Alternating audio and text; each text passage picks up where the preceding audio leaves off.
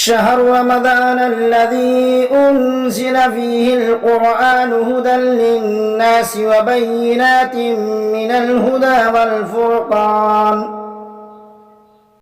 السلام عليكم ورحمة الله وبركاته الحمد لله وحده والصلاة والسلام على من لا نبي بعده أما بعد मुअज़्ज़ज़ सामईन किराम व नाज़रीन इज़ाम, आज के इस नशिस्त में लेकर हाजिर हूँ कि अगर रोज़ेदार के गुनाह समंदर के झाग के बराबर हों तो अल्लाह तबारक व तआला इस माह मुबारक और अज़ीम इबादत की वजह से माफ़ फरमा देगा।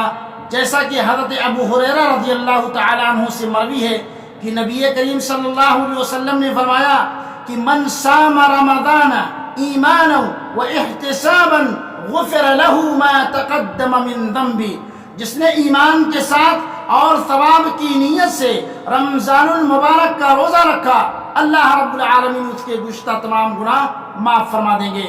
और उसी से हज़रत अबू हुरैरा रज़ियल्लाहु तआला अन्हु से रवायत है कि अल्लाह के नबी सल्लल्लाहु अलैहि वसल्लम ने फरमाया कि अस्सलवातुल खम्स वल जुमअ इलल जुमअ व रमज़ान इला रमज़ान मुकफ़्फ़रातुन लिमा बैनहुन्ना इज़ा इज्तुनिबतिल कबाइर, यानी पांचों नमाजें और एक जुमा से लेकर दूसरे जुमा तक, एक रमज़ान से लेकर दूसरे रमज़ान तक के बीच के गुनाहों का कफ़ारा हो जाते हैं। लिहाजा मेरे दोस्तों, इस अजीम मौके को पा करके, इस अजीम महीने को पा करके हमें और आपको गंवाना नहीं चाहिए, बल्कि इसकी इबादतों से हमें फ़ायदा उठाना चाहिए। अल्लाह रब्बुल आलमीन हम तमाम मुसलमानों को इस माह मुबारक की रोज़े की फजीलत और उसकी कदर करने की अल्लाह हमें तौफीक अता फरमाए।